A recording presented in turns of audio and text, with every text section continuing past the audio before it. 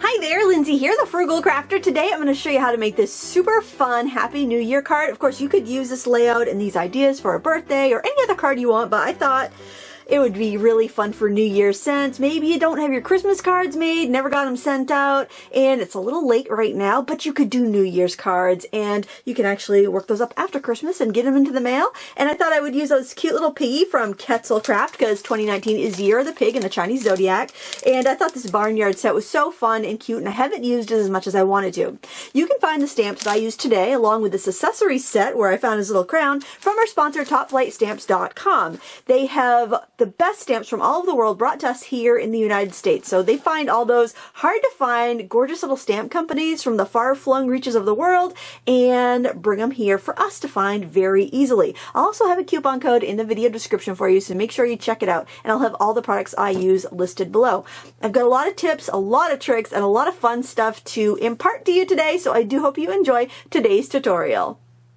We're going to start off by stamping, and I've already got my stamp on a clear block, and I'm inking it up with Memento Tuxedo Black ink. And the reason I'm using this black ink is because it is really good for alcohol pen coloring. And I'll be using my Blick Studio markers today, but you can use whatever alcohol markers you have. Or you can use water-based markers. Just make sure you use the appropriate ink.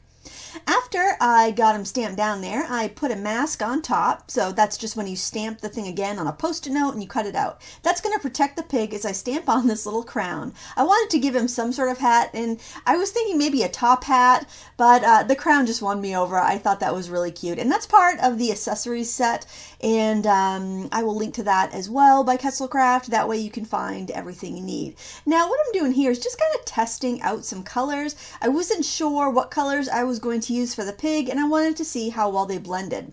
I'm working on Neenah Classic Crest Solar White cardstock, and it generally blends pretty well, but anytime you're working with like pinks, reds, or purples, those colors are very difficult to blend, so I just wanted to make sure I knew what I was in for before I began.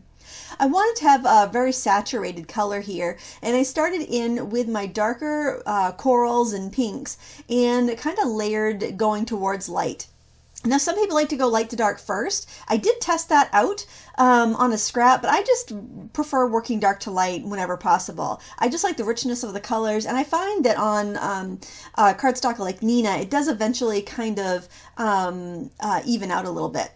I used my scan and cut to cut out my little piggy because I'm not very good at hand cutting, and this just looked a lot nicer.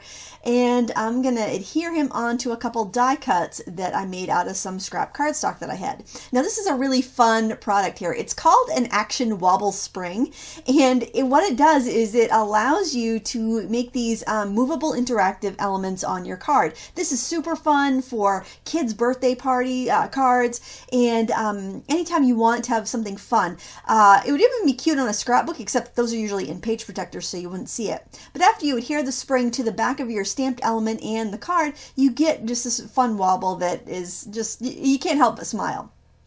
Now to make the card itself, I have a piece of 5x7 white heavyweight cardstock and a piece of 5x8 acetate, and I simply folded it so that I can adhere it to the back of the cardstock and make a folded card. So I gave myself an inch for the fold over part, and I did score it on my scoring board before I brought it over to the table to make sure that it was going to be nice and clean. You still want to go over it with a bone folder because the plastic is going to want to, it's not going to fold as crisply because it just has a little bit more strength and bend to it. Now this is kind of a fun technique. What I'm doing is taking some strong double-sided tape, and I'm making a frame on the front of the acetate card. So I just have it laid open flat like this so it wouldn't bounce around on me, and I just made a simple frame. This brand of tape is like the score tape. This one came from Craft Chameleon, but score tape works really well, and I'll be showing you something that I use that for in a little bit. And I'm just going to sprinkle on some different sequins. I want them to be very randomly caught on the tape so that it looks kind of like confetti was just thrown, but I didn't want to have a bunch of loose confetti in my card because that might annoy somebody. So I just basically sprinkled on the sequins and let them fall where they may.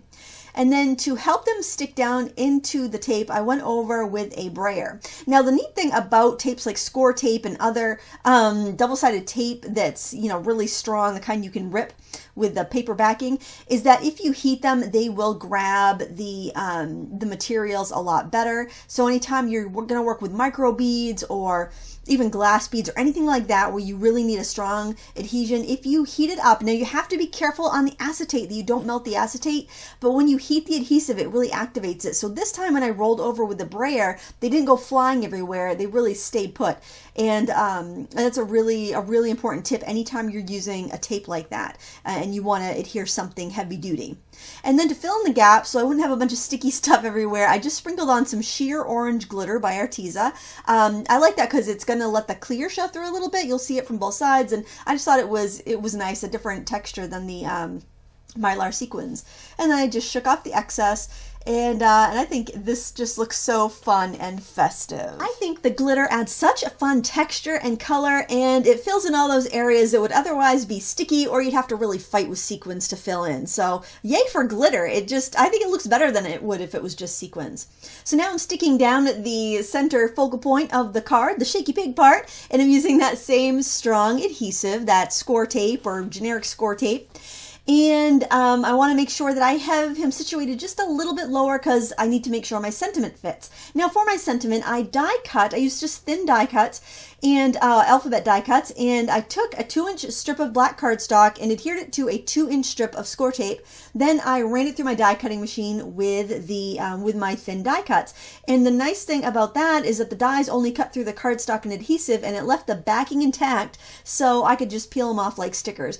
I prefer having dies than stickers because I always end up needing more E's and A's, and when you have a die cut, you can just make as many as you want. And this is a pretty versatile font, and it was real cheap too.